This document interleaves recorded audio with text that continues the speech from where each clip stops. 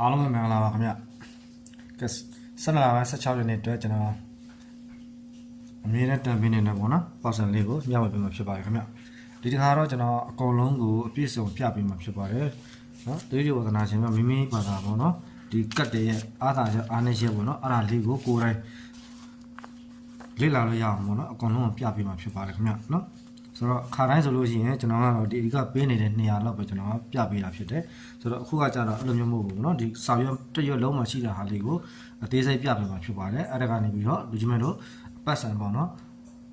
ဘေးဥစ္စာကနေပြီးတော့ပေးနေတဲ့လေးဆိုတာကိုလူကြီးမတွေနဲ့ကိုယ်တိုင်လေ့လာလို့ရအောင်အစုံပြပေးမှာဖြစ်ပါတယ်ခင်ဗျာโอเคဆိုတော့ကျွန်တော်ပြီးခဲ့တဲ့ပွဲမှာ145ပေါ့เนาะအဲ့ပွဲကတော့ကျွန်တော်လည်းမကြည့်ဖြစ်ဘူးကျွန်တော်ဝေထားတဲ့အတိုင်းပဲဒီတိုင်းခောက်ထားတာပေါ့เนาะချိန်မရလို့ကျွန်တော်လည်းမကြည့်ဘူးရနော်ဆိုတော့အခုအားရလေးကိုကအကုန်ပြပေးမှာဖြစ်ပါတယ်ခင်ဗျနော်ဆိုတော့ပထမဆုံးအနေနဲ့ကျွန်တော်ဒီစာပိုင်းကိစ္စရဲပေါ့နော်ဒါလေးကိုရပြပေးပါမယ်145မှာကျွန်တော်ဒီ145ပေါက်စယ်ပေါ့နော်ဒါ145ပေါက်စယ်145ပေါက်စယ်ထဲမှာဒီစောက်ဝိုင်းပေါ့နော်ဒီစောက်ဝိုင်းထဲမှာရှိတဲ့ကီးတွေကနှလုံးတစ်လုံးပေါ့နော်အမြင့်မှန်တတ်ပါတယ်ခဏခဏဆိုလို့ပေါ့နော်ဆိုတော့ပြီးခဲ့တဲ့ပွဲမှာ2-5နှစ်ဆိုတော့ပြီးခွေတာပေါ့နော်ဒီမှာတကက်ဒီညာလေးကိုမှတ်တာပါဆိုတော့ဒီဘက်မှာဒီမျက်နှာကြောပေါ့နော်ဒီနေရာမှာကျွန်တော်တို့အမြင်နဲ့မှန်တဲ့နေရာတွေလည်းရှိပါတယ်ဆိုတော့ကျွန်တော်ကလာလေဒီအ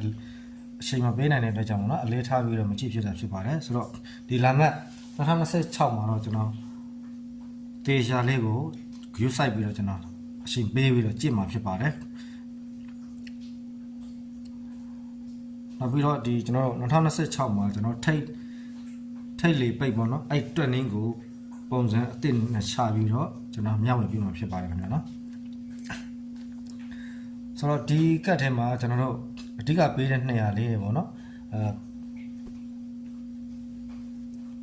ပြပေးမှာဖြစ်ပါတယ်ခင်ဗျာနော်ဆိုတော့ဒီကတ်တွေမှာအဓိကပေးနေတဲ့နေရာတွေကတော့ဘာတွေဖြစ်လဲဆိုလို့ရှိရင်ဒီဘက်တောင်းပါပေါ့နော်ဒီဘက်တောင်းပါနေရာဆိုတော့ဒီပွဲမှာတော့ပြတ်တယ်ပေါ့နော်နောက်ပြီးတော့သူပေးတဲ့နေရာလေးတွေကဒီနေရာလေးတွေပါနော်ဒီပွဲမှာတော့ပြတ်တယ်နောက်ပြီးတော့ဒီဇောင်း3လုံးပေါ့နော်ဒါကအတွေးနဲ့ပါတစ်ခါလေးပါတာဖြစ်ပါတယ်အတွေးရဲ့တစ်ခါလေးဝင်ရှင်းရပေါ့နော်အဲဒီမှာဆို258ဝင်ရှင်းရိုက်ပါတယ်ဒီနေရာလေးတွေပါနောက်ပြီးတော့ဒီနှလုံးတစ်လုံးတွေကခဏခဏပေးရပါတယ်ဆိုတော့လူကြီးမတို့အနေနဲ့ကျွန်တော်တို့ဒီ154ကနေစပြီးတော့ဒီဟာလေးကြည့်ပြီးပေါ့နော်အသုံးပြုလို့ရပါတယ်ခင်ဗျာနော်ဆိုတော့ဒါပြီးခဲ့တဲ့အပွဲကဟာလေးကိုကျွန်တော်ပြပေးတာဖြစ်ပါတယ်ဆိုတော့ဒီမှာ9နှစ်ကတစ်လုံးပါနော်ဆင်းတော့တယ်အရင်တော့ဒါတည်းမပါဘူးဗျာနော်အခုနှစ်ခွန်တစ်လုံးမှာနှစ်တစ်လုံးထုတ်တယ်ဒီပါတယ်ဗျာနော်ကဲဒါဆိုလို့ရှိရင်ကျွန်တော်ဒါကတော့145ထွက်ပြီးပေါက်စံဖြစ်ပါတယ်ခင်ဗျာနော်ဆိုတော့အတွန်းပိုင်းမှာဘာတွေရှိနေလဲဆိုလို့ရှိရင်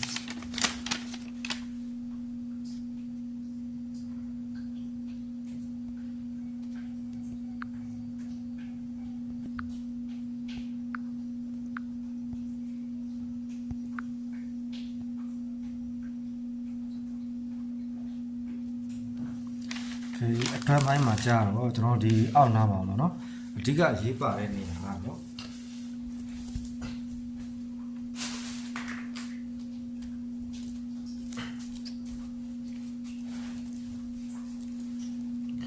အဓိကရေးပါတဲ့နေရာဒီနေရာပေါ့နော်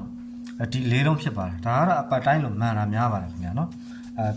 ဒီပွဲနဲ့စပြီးလို့ဒီပွဲကြည့်နိုင်ပါတယ်နော်ဒီမှာ2ရ5ရ2-5နဲ့ဆိုပြီးထွက်ပါတယ်နော်အဲ့တော့ဒီမှာအတွေးတွေလည်းသူပေးထားပါတယ်ခင်ဗျာဆိုတော့အတွေးတွေကကြတော့ကျွန်တော်ဒီကတ်ထဲမှာဆိုလို့ရှိရင်ဒီလေးလုံးကပေးမတွေးထားဘူးခင်ဗျာနော်အဲ့ဒါလေးတတိပြုပါဆိုတော့အမြဲတမ်းမှန်တာဖြစ်ပါတယ်နော်မှန်တာများပါတယ်ကျွန်တော်မသုံးဖြစ်တာပါဆိုတော့ဒီနေရာလေးကအဓိကကစားပါနော်ဒီနေရာလေးကအဓိကကစားပါဆိုတော့နောက်တစ်ခုကတော့ကျွန်တော်ဒီစဝိုင်းပေါ့နော်စဝိုင်းကတော့အောင်သိပြီးဖြစ်ပါတယ်ဆိုတော့ဒီပွဲမှာတော့ကျွန်တော်စဝိုင်းပြတ်ပါတယ်နော်နောက်တစ်နေရာကတော့ဒီကီးတွေဖြစ်ပါတယ်နော်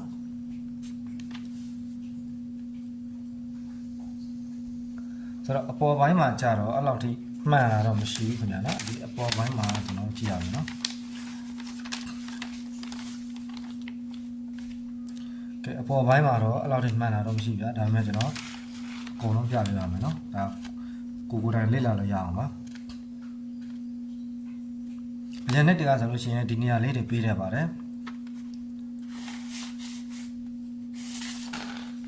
ကဲဒါဆိုလို့ရှိရင်ကျွန်တော်ဒီနှစ်ထင်မှာ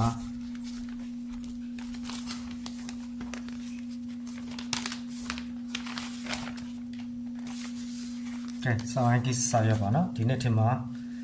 ကျွန်တော်17လပိုင်း16နှစ်မှာဗားပေးထားလေဆိုလို့ရှိရင်တော့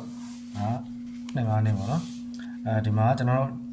ခဏလေးလုံးပေးထားပါတယ်အပြီးပေါက်တာတော့ရှားပါတယ်ခင်ဗျာနော်နှလုံးတစ်လုံးတွေးပါတယ်ဆိုတော့ကျွန်တော်အောက်မျက်နှာကိုသွားကြည့်အောင်နော်ကဲအောက်မျက်နှာမှာကျွန်တော်အောက်မြင်တဲ့အတိုင်းပါခင်ဗျာနော်ဒီမှာကတော့ကျွန်တော်တို့ခွန်6တစ်3လုံးပေးထားပါတယ်နော်ဒီမှာအတွေးတွေပါကတ်ပေးထားပါတယ်စိန်ကတော့8ပေးထားပါတယ်ဆိုတော့ဒီနေရာမှာမြင်တဲ့မှန်တာများတာကတော့ဒီကီလေးလုံးပေါ့နော်အဲ့ဒါလေးကိုတတိချက်ပါ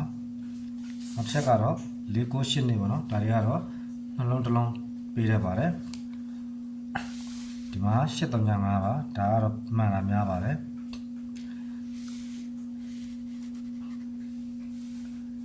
ကဲကိုယ်တိုင်လေ့လာလို့ရအောင်ပေါ့နော်အစအဆုံးကျွန်တော်တန်ဖင်းမှာဖြစ်ပါတယ်ခင်ဗျာနော်ဒီ16ဒီအခုကနေစပြီးတော့ပေါ့နော်2026နှစ်ကုန်ထိကိုကျွန်တော်ဒီတိုင်းပဲတန်ဖင်းမှာဖြစ်ပါတယ်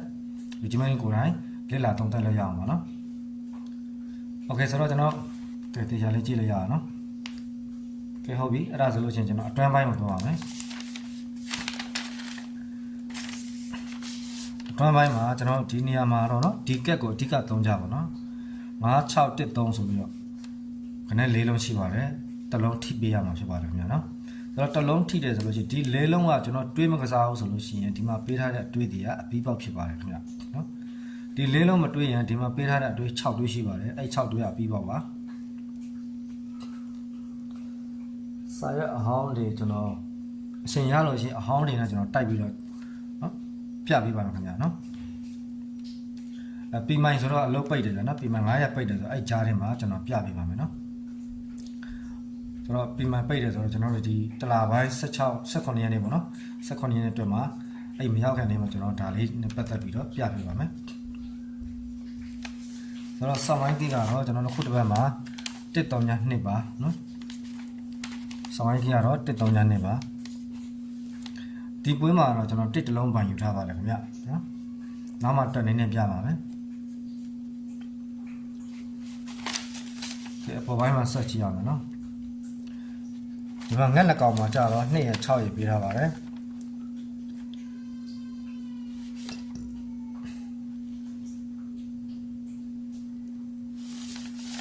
အဲ့ဒါဆိုလို့ရှိရင်ကျွန်တော်ဒီပထောင်ကီကိုသွားမယ်နော်ပထောင်ကီ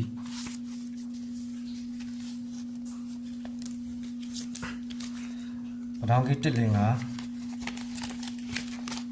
ပထောင်ကီမှာကြာအောင်တိပြီးသားဖြစ်မှာပါနော်ဒီနေရာလေးပေါ့နော်ဒီမှာ2ကလော2 5နှစ်ပထောင်ကီမှာတော့အဓိကဒါလေးဒီနေရာလေးပါနော်အောက်ပိုင်းကိုပြောမယ်နော်ဒီအောက်ပိုင်းညံ့တာပါအပိုင်းမျက်နှာမှာကျွန်တော်အပေါ်3လုံးအောက်3လုံးရှိပါတယ်တစ်ခါလေမှာဒီ6လုံးတွေ break အနေနဲ့ပေးတတ်ပါတယ်ခင်ဗျာနော်ဒါပေမဲ့ကျွန်တော်ကတော့မသုံးဘူးညာနော်ဒါကတော့အရင်နှစ်တည်းကဆိုလို့ရှိရင်ကျွန်တော်အသေးကနန်းအနေနဲ့လာပါတယ်ဒါပေမဲ့ခုပတ်မှာတော့လုံးပိုင်းအနေနဲ့ဆန်းပါတယ်ခင်ဗျာလွန်ခဲ့တဲ့နှစ်လောက်ကတော့ကျွန်တော်ဒါလေးကိုသုံးတယ်ဗျအခုနောက်ပိုင်းကျတော့မှန်လာများလို့မသုံးဖြစ်တော့ဘူးခင်ဗျာဆိုတော့လူကြီးမင်းတို့လေ့လာလို့ရအောင်တရားလေးကြည့်ရအောင်နော်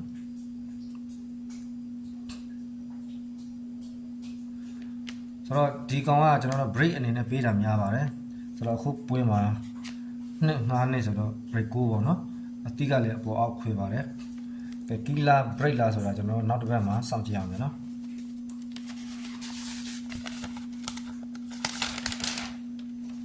ကဲကျွန်တော်အတွန်းပိုင်းမှာကြည့်အောင်ဗျာ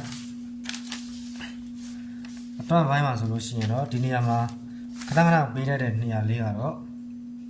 ဟိုလွန်ခဲ့တဲ့နှစ်တည်းကဆိုဒီနေရာလေးပေါ့နော်ပေါ်တစ်လုံးအောက်တစ်လုံးရယ်ဒီကအတွေ့ရပေါ့နော်အဲ့လိုကစားပါတယ်ဆိုတော့ဒီနှစ်တင်မှာတော့ကျွန်တော်လည်းတတိထားပြီးတော့မကြည့်ဖြစ်ဘူးခင်ဗျာနော်ဆိုတော့အခုပွဲမှာတော့2-5နှစ်ဆိုတော့သူကတော့မှန်သွားတာပါဗျာဆိုတော့ဒီကတ်ထဲမှာဒီအောက်ကဒီ၄လုံးပေါ့နော်ဒီ၄လုံးထဲကတစ်လုံးကပုံတည်ပေးတတ်ပါတယ်ခင်ဗျာဆိုတော့ဒီမှာအသီးတူတဲ့လုံးကတစ်လုံးပြန်ပေးပါတယ်နှစ်နော်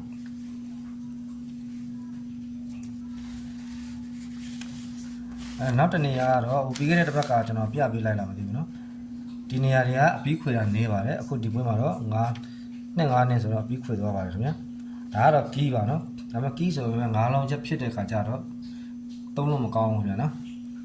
ကီးက9လုံးဆိုလို့ရှိရင်ဒီ3လုံးမကောင်းတော့ဘူးအများဆုံး4လုံးပဲဖြစ်နေရမယ်နော်ကဲနောက်တနေရာကတော့ကျွန်တော်ဒီနေရာဖြစ်ပါတယ်နော်4ခွန်ဒီဘုံမှာဖြစ်ပါတယ်နောက်ပြီးတော့ဒီနေရာကတော့ကျွန်တော်တို့ဒီဝန်ရှိန်ပါနော်ဒီနေရာကတော့ဝန်ရှိန်ရိုက်တဲ့နေရာဖြစ်ပါတယ်ဒါကတော့လုံးပိုင်ဝန်ရှိန်ပေးတဲ့နေရာပါဆိုတော့ဒီကတ်ထဲမှာဒီနှလုံးတစ်လုံးတိကနေပြီးတော့တခါတည်းအတွင်းနဲ့ကစားတတ်ပါတယ်ခင်ဗျနော်ဒီမှာ2ဆိုလို့ရှိရင်ဒီမှာ2 5နဲ့တွေ့ပါတယ်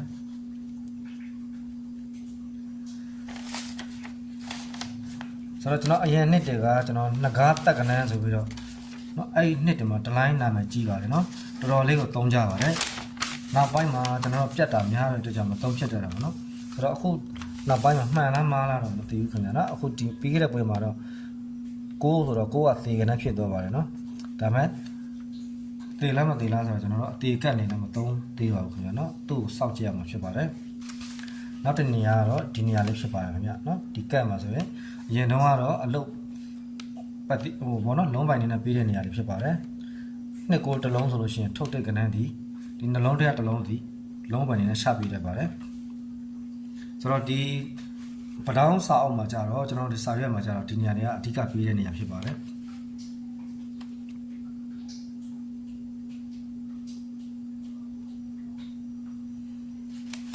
ကြရဆိုလို့ရှိရင်ကျွန်တော်အခုလာမယ့်ပွဲမှာနော်2 5နဲ့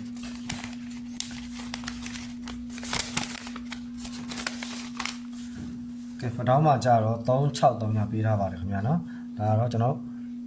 16ရက်12လပိုင်း25နော်23ချိန်မြောက်363ညဖြစ်ပါတယ်ဆိုတော့သူ့ရဲ့အောက်မှာဗာတွေပေးထားတယ်ဆိုတော့ကျွန်တော်ကြည့်မယ်ဗျာနော်အဲဒီမှာ3ည36ရက်89လေးဒါကီးရဲ့ break ရောကျွန်တော်တို့ပေးတတ်ပါတယ်ဆိုတော့ဒီဘက်မှာ3လုံးပေးထားပါတယ်ခင်ဗျာနော်ဆိုတော့ဒီနေရာကတော့လောလောဆယ်မသုံးသေးတာပဲကောင်းပါတယ်သူ့ရဲ့အနေထားကဘယ်လိုနေရာမျိုးမှာပေးတာလဲဆိုတာကိုယ်တိုင်လည်းမသိသေးတဲ့အတွက်ကြောင့်မသုံးတာပဲကောင်းပါတယ်ဒီအတွင်းပိုင်းကိုကျွန်တော်ကြည့်အောင်နော်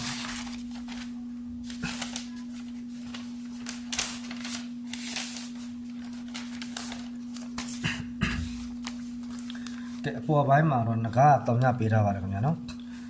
ဘယ်လိုလာမလဲဆိုတာစောင့်ကြည့်မှာဖြစ်ပါတယ်ဒီနေရာမှာ4 3ညတစ်လုံးပါနော်3ညတစ်လုံးပေးထုတ်ပေးထားပါတယ်လောလောဆယ်မှာတော့ဒီတိုင်းပဲစောင့်ကြည့်ရုံပဲဖြစ်ပါတယ်ခင်ဗျာနော်3နှစ်ကြာမဟုတ်တဲ့အတွက်ကြောင့်မို့ဒီနေရာလေးကတော့5 3တစ်လုံးပါလုံးပိုင်နေရာမှာတော့6ပေးထားပါတယ်ဒီမှာ6 3ညတစ်လုံးပါအတွေ့ကတော့6 4 6 3ည6 1 3ည1ဆို4တွေပေးထားပါတယ်6နဲ့ပတ်သက်ရင်3တွေပေးထားပါတယ်ခင်ဗျာနော်3ညနဲ့ပတ်သက်ရင်3တွေ3နဲ့ပတ်သက်လို့တော့မပေးထားဘူးခင်ဗျာနော်ဆိုတော့ဝန်ရှင်းကတော့4ခွက်ပေးထားပါတယ်5 3ကတစ်လုံးရှင်းပေါ့နော်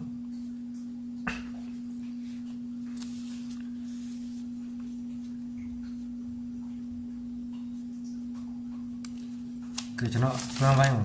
အောက်ပိုင်းကိုသွားအောင်ဗျာဆိုတော့ဒီနေရာမှာအမြင်နဲ့မှန်တာများတဲ့နေရာလေးကတော့ဒီနေရာဖြစ်ပါတယ်ခင်ဗျာ3ည4က9ပါအဲ့ဒီမှာကျွန်တော်3ညနဲ့9ကိုဒီကမင်းပြထားပါတယ်ဆိုတော့နှလုံးတစ်လုံးနေရာမှာတော့36ဖြစ်ပါတယ်ခင်ဗျာဆိုတော့ဒီနေရာကတော့ကျွန်တော်တို့ဆက်ပေးနေလားမပေးဘူးလားဆိုတော့အစအဆုံးပြန်မကြည့်တဲ့အတွက်ကြောင့်မို့ဘလို့စင်မှာလည်းစောင့်ကြည့်အဆက်ပဲရှိပါသေးတယ်ခင်ဗျာအပေးမခွေတဲ့နေရာလေးကတော့3ည1နဲ့3 4ပါနော်3ည1နဲ့3 4ဆိုပြီးတော့5လုံးပေးထားပါတယ်ဒီကနေ့တစ်ပတ်ကတော့2 5နဲ့ဆိုပြီးတော့ခွေသွားပါတယ်ခင်ဗျာ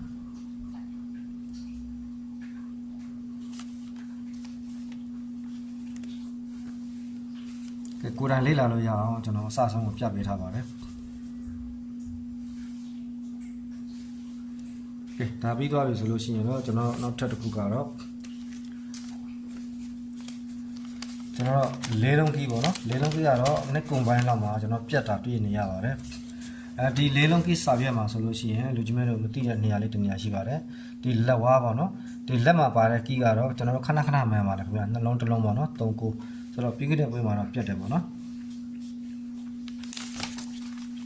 ကဲအောက်ပိုင်းမှာသွားရအောင်နော်ဒီအောက်ပိုင်းမှာဆိုလို့ရှိရင်ကျွန်တော်တို့အဓိကပေးတဲ့နေရာလေးတွေကတော့ဟိုလွန်ခဲ့တဲ့နှစ်တွေကဆိုလို့ရှိရင်ဒါကကီးရေဝန်ရှင်းရေပေါ့နော်ဒါအားလုံးသိမှာပါနော်ကျွန်တော်တင်ပေးနေကြနေရာလေးတွေပါဆိုတော့အခုနောက်ပိုင်းမှာဒါလေးကိုကျွန်တော်မလေးလာဖြစ်ဘူးပေါ့နော်အဲ့ဒါကြောင့်ကျွန်တော်မတန်ဖြစ်တာဆိုတော့အခုပြီးခဲ့တဲ့ပွဲမှာ643ဆိုတော့မထိဘူးဗျာ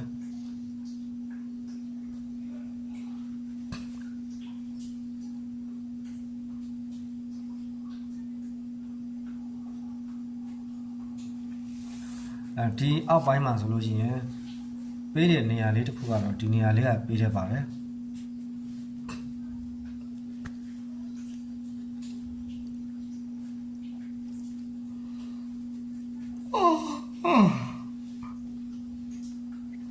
ကဲအတွင်းပိုင်းကိုသွားအောင်နော် Okay sorry အတွင်းပိုင်းမှာဆိုလို့ရှိရင်တော့ကျွန်တော်ဒီမှာ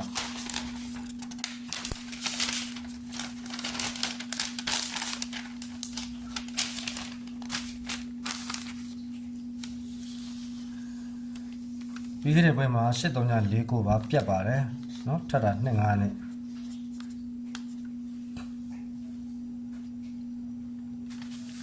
ကဲဒီနှလုံးတစ်လုံးထောက်တဲ့ကနေမှန်ပါတယ်ဒါခဏခဏမှန်တတ်ပါတယ်ကျွန်တော်မတန်ဖြစ်တာပါ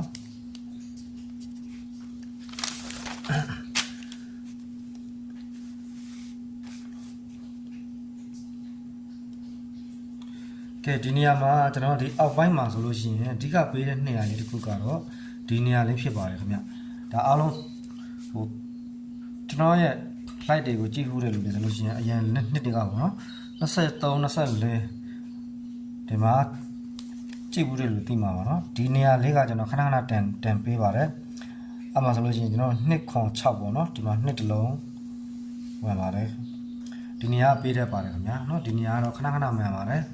မှန်တာများတယ်လို့ပြောနော်ရာခိုင်နှုန်းများတယ်လို့ပြောရမှာပေါ့နော်ဒါ3လုံးကောင်းတဲ့နေရာလေးဖြစ်ပါတယ်ဆိုတော့နောက်တစ်နေရာကတော့ဒီကောင်ကတော့ကျွန်တော်တို့အရင်နှစ်တည်းကတော့တော်တော်မှန်ပါတယ်ဒါပေမဲ့ခုနောက်ပိုင်းတော့မပြောတတ်ဘူးဗျာနော်ဆိုတော့ဒီနေရာလေးကတော့ဝန်ရှင်းရိုက်ပါတယ်259ဆိုတော့ဝန်ရှင်းပေါ့နော်ဒါပေမဲ့3တာနဲ့ဆိုင်မ3တာတော့ပူကောင်းပါတယ်ခင်ဗျနောက်ပိုင်းမှာကျွန်တော်တို့သူပေးတဲ့အနေထားကတော့ပုံမှန်စကင်းနဲ့ကျွန်တော်မှန်နေတယ်ဆိုလို့ရှိရင်တော့3တန့်ပါတယ်လောလောဆယ်မှာတော့ဖြူမဲမသိတဲ့အတွက်ကြောင့်မ3တာပဲကောင်းပါတယ်နောက်တစ်နေရာကတော့ဒီနေရာလေးပါနော်ဒါလေးတွေကိုအဓိကကြည့်ပြီးတော့ကစားတတ်ပါတယ်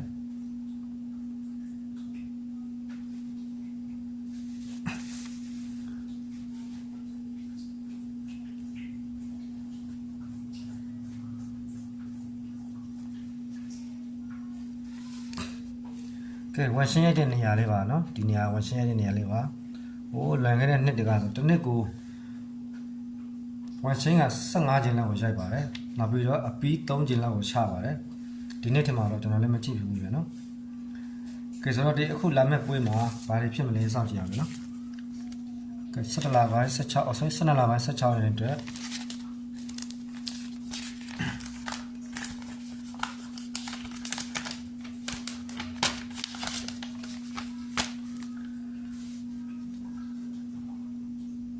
လက်ဝါးမှာကျွန်တော်တို့6နဲ့4ပေးထားပါတယ်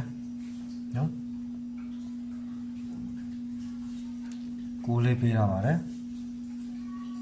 ဆိုတော့အောက်ပိုင်းကိုသွားအောင်နော်ကဲအောက်ပိုင်းမှာကျတော့ခွန်ကို3ပါ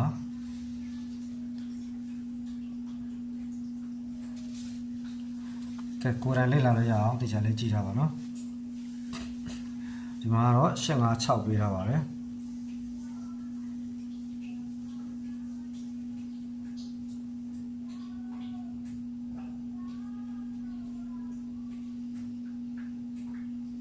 ကဲအဲ့လိုဆိုလို့ရှိရင်မှတ်မိလောက်ပဲထင်ပါတယ်နော်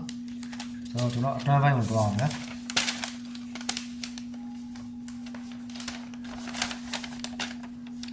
ကဲအတွင်းပိုင်းမှာကျတော့ကျွန်တော်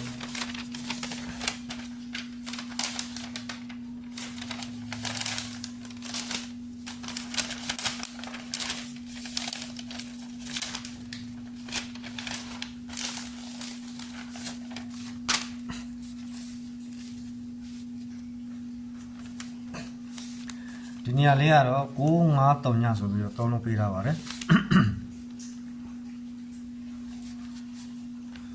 953ညသုံးလုံးပေးထားပါခင်ဗျာအဲ့တော့ဒီကတ်အနေထားကတော့ငါးတစ်လုံးတော်မြူပါတယ်ဒီကတ်တွေမှာဒီဘက်နေရာလေးကတော့ခွန်9တက်လေးဆိုပြီးပေးထားပါတယ်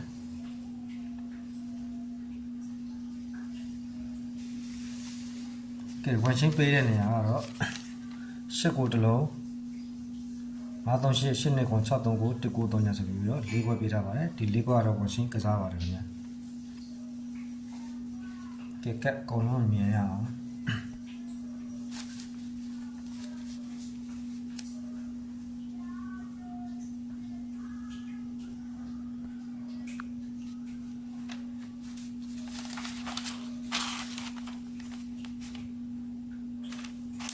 ကဲကျွန်တော်အပေါ်ပိုင်းမှာဒီမှာခွန်8တလုံးထုတ်ပေးထားပါတယ်ကဲလေးလုံးကြီးကတော့9426ပါ4နဲ့6ကိုဥစားပြီးထုတ်ပေးထားပါတယ်ခင်ဗျာ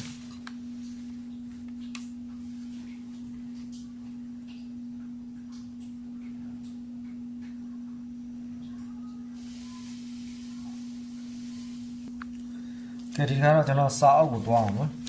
ဒါပထောင်းစာအုပ်လေးပါဆိုတော့ဒီစာအုပ်မှာကြတော့ကျွန်တော်ပြပေးနေတဲ့အတိုင်းလောက်ပဲပြပေးမယ်เนาะအချိန်ရှည်သွားမှာဆိုလို့ပါเนาะဆိုတော့နောက်အချိန်ရှိလို့ရှိရင်နောက်ပိုင်းမှာကျွန်တော်ထပ်ပြီးတော့ပြပေးပါမယ်ဆိုတော့ဒီနေရာမှာကတော့အဓိကပေးတဲ့နေရာဒါလေးပေါ့เนาะ3.8လေးပေးထားပါတယ်ဒီတမျက်နှာလုံးကြည့်လိုက်ပါเนาะဘယ်နေရာမှာပေးမလဲဆိုတာလေးကို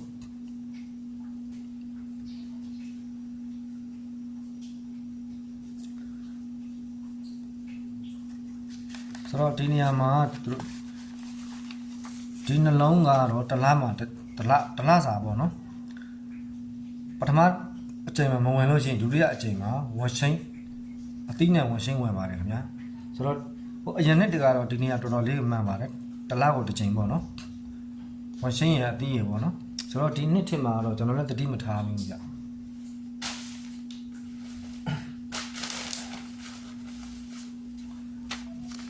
ဒီခင်းတဲ့အပတ်ကဒါတလားမှာတစ်ချိန်ပဲပါတာဆိုနော်တလားမှာ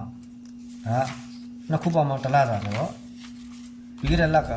အဝိကမဝင်သေးဘူးနော်ပြီးခဲ့တဲ့ချိန်ကတော့မဝင်ဘူးဆိုတော့အခုလာမဲ့အချိန်မှာ3နဲ့3ညတလုံးလာနိုင်မလားပေါ့နော်တကယ်လို့အသီးလာလို့ရှိရင်ဒီကဝက်ရှင်းရိုက်မှာဖြစ်ပါတယ်အဲဆိုတော့ဒီမှာပေါ့နော်နှစ်တလုံး5နှစ်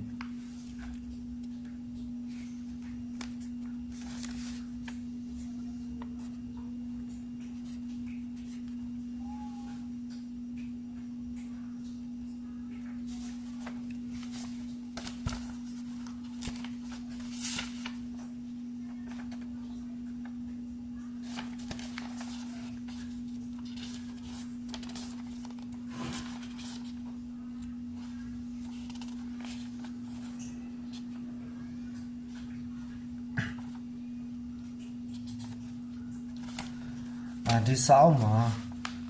မြင်းမှန်နေတယ်ပေါ့နော်ဒါမှကီးကတော့များတယ်နော်ဒီမှာကျတော့သူက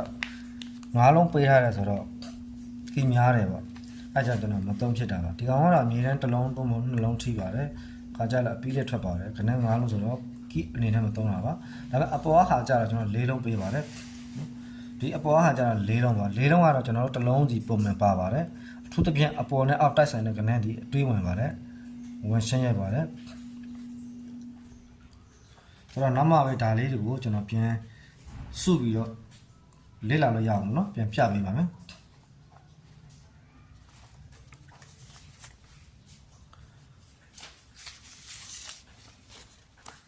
ဒါကတော့ကျွန်တော်16ရက်12လပိုင်းအတွက်ပါเนาะ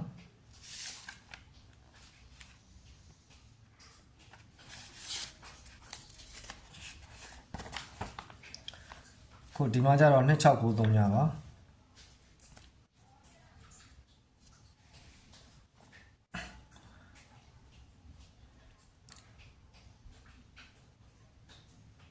တနင်္ဂနွေနေ့ကြာလို့ရှိရင်ဒီစာအုပ်မှာအဓိကပေးတဲ့နေရာလေးတစ်ခုကိုကျွန်တော်ခြာပြီးတော့ကျွန်တော်ပြန်ပြပေးပါမယ်เนาะကီးနဲ့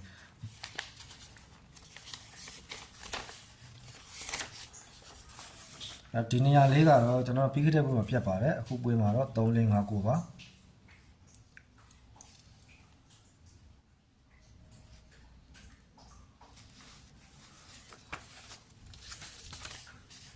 ကဲ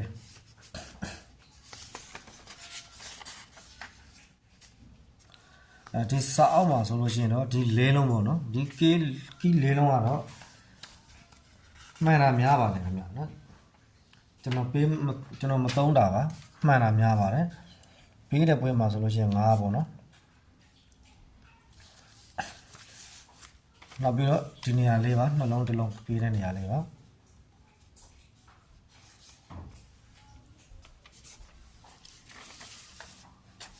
ဆိုတော့ပြီးခဲ့တဲ့ပွဲကကီးကပြတ်ပါတယ်เนาะဒီကီးပြတ်တယ်ဒါလေးပြတ်ပါတယ်ဆိုတော့အခုလာမယ့်ပွဲမှာတော့မှန်လောက်မှထင်ပါတယ်ခင်ဗျ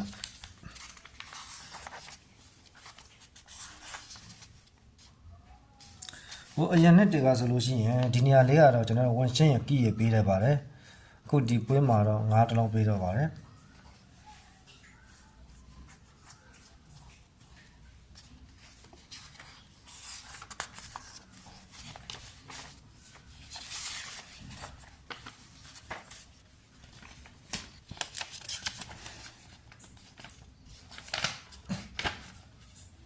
နောက်တစ်နေရာကတော့ဒီကောင်မှာဆိုလို့ရှိရင်တော့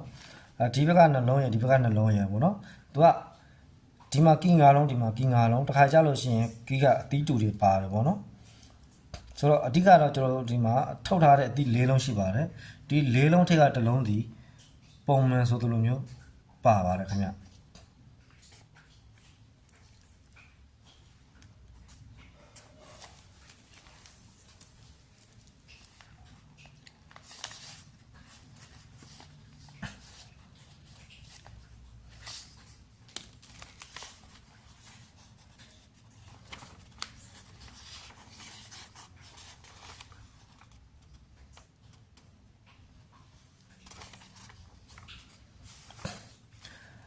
ဒါကတော့ကျွန်တော်တို့ဒီရှမ်း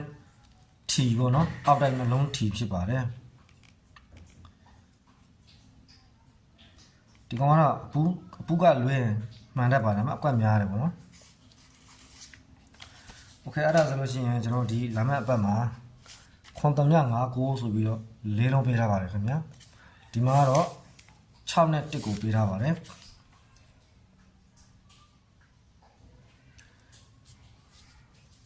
ဒီပွဲမှာကတော့ကျွန်တော်တနည်းနေထားရ6ခွန်တစ်လုံး1လုံးပိုင်ဆိုပြီးတော့ရှိပါတယ်ဒါပေမဲ့ကျွန်တော်ကတော့6နဲ့1ကတွေးနိုင်မလားဆိုတာလေးတစ်ချက်သုံးသပ်နေတာဖြစ်ပါတယ်ခင်ဗျကျွန်တော်1ခွန်2ကိုကြိုက်နေပါတယ်အဲ့ဒါလေးကိုကျွန်တော်တနည်းနဲ့ပြပေးပါမယ်ကဲဒီမှာဆက်ပေးမလားပေါ့နော်ပြီးခဲ့တဲ့အပတ်မှာတော့ငါတစ်လာမသိချတာเนาะငါပေးသွားတယ်ဒီမှာခွန်2ပေးထားပါတယ်ကဲဒီနေရာလေးပါနော်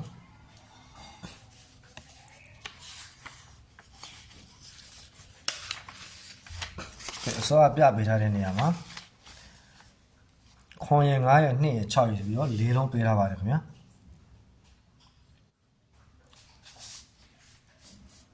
ကဲဒီနေရာလေးတရားလေးပြပြအောင်နော်ကိုကြိုက်တဲ့နေရာလေးကိုကြည့်လို့ရအောင်ပေါ့နော်ဒါလေးလာသုံးသပ်လို့ရအောင်နောက်ပွေးတယ်မှာခတ်မှန်းလို့ရအောင်ပေါ့နော်ဘယ်နေရာကနေဘေးလုံးလေးပေးနေလေဆိုတော့ကိုတိုင်လေးလာသုံးသပ်လို့ရအောင်ပြချပြီးရှင်းပြပါတယ်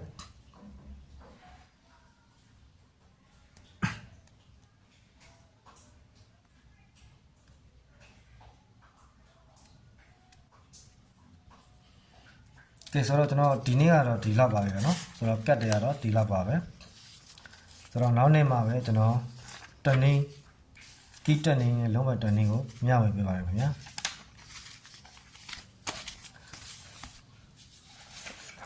မနေ့ကတော့ဒုတိတန်မလို့ပါ print ထုတ်ပေးထားပြီတန်ခါနေ့မှာအိပ်ပြိုသွားတယ်စာရွက်ကန်ရင်းနေပေါ့နော်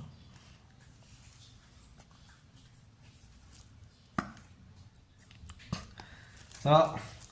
ကျွန်တော်ဒီနေ့တော့ပိတ်ရက်ပေါ့နော်ဆိုတော့ကျွန်တော်ကြာတာလေးတောက်ကြ2ရက်မှာခဏတစ်လုံးပေါ့နော်ပတ်ပြီးကြိုက်ရင်တော့ပတ်ကြည့်ပါနော်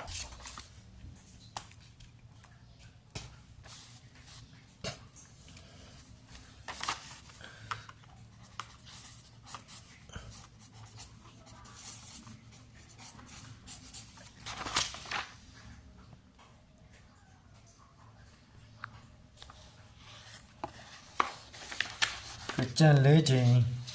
ပိုက်ပြီးတစ်လုံးပေးလိုက်ပါမယ်ခင်ဗျာ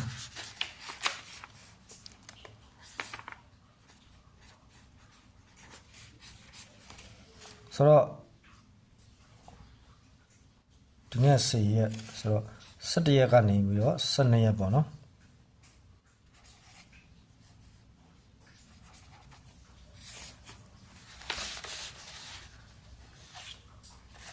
ဆိုတော့တောင်ညလာရင်တော့ကျွန်တော်ကြိုက်တာကတော့ဇုံမဆဲမယ်ထင်တယ်ဗျာနော်ဇုံမဆဲမယ်ထင်တဲ့အတွက်ကြောင့်မို့တောင်ညကိုကျွန်တော်တို့ market ပြီးတော့ကစားမှာဖြစ်ပါတယ်ခင်ဗျာနော်တောင်ည1တောင်ည3တောင်ည5တောင်ည9တောင်ည9ပေါ့နော်အဲ့ဒီမှာကျွန်တော်ကြိုက်တဲ့ကဏ္ဍကိုပြောပါဆိုလို့ရှိရင်တောင်ည3ရယ်တောင်ည5ရယ်ဒီနှစ်ကွက်ကိုကြိုက်ပါတယ်ပြီးခဲ့တဲ့ဘက်ကတော့6လုံးပိုင်းကိုကျွန်တော်ကတော့မနက်ကပ်ပေးလိုက်တာပေါ့နော်ထွက်လာလို့ဇုံနဲ့ထွက်လာတယ်ဇုံနဲ့ထွက်လာတယ်ဆိုတော့အခုကျွန်တော်တောင်ညပတ်တီးပေးပါတယ်နော်တောင်ညကျန်၄ချိန်မှာတောင်ညပတ်တီးနဲ့ထိုးရမယ်ကနေ9ခွက်ရှိပါတယ်9ခွက်ထဲမှာတန်ခွက်2ခွက်ကတော့တောင်ည300တောင်ည500ရဲ့အာထိုးရမှာဖြစ်ပါတယ်ခင်ဗျာ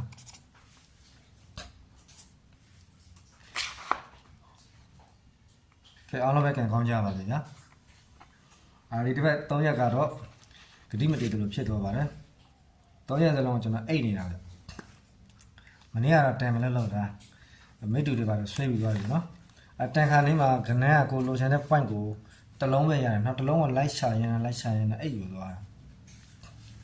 ခါတည်း line point ပြီးတော့တနေ့ကအိတ်ယူသွားတာညာခိုင်းဆိုတော့တီးတဲ့တိုင်းပဲနော်ပြီးတော့ကျွန်တော်ကအလောက်ကပြင်တန်းကနေအိတ်ရတာမဟုတ်ဘူးလေခလေးအကြောင်းပို့ရတယ်ဗျာမိမလည်းဘာကြီးနဲ့ဆိုတော့ဝေယဝဆက်အကုန်လှုပ်ပေးရတယ်ပြီးမှသာလေသူ့အလုပ်ပို့ပြီးမှသာလေကျွန်တော်ကအိတ်ရတာဖြစ်တဲ့အတွက်ကြောင့်မို့ခါကြရင်အေးပြတ်တာများတဲ့ခါကြတော့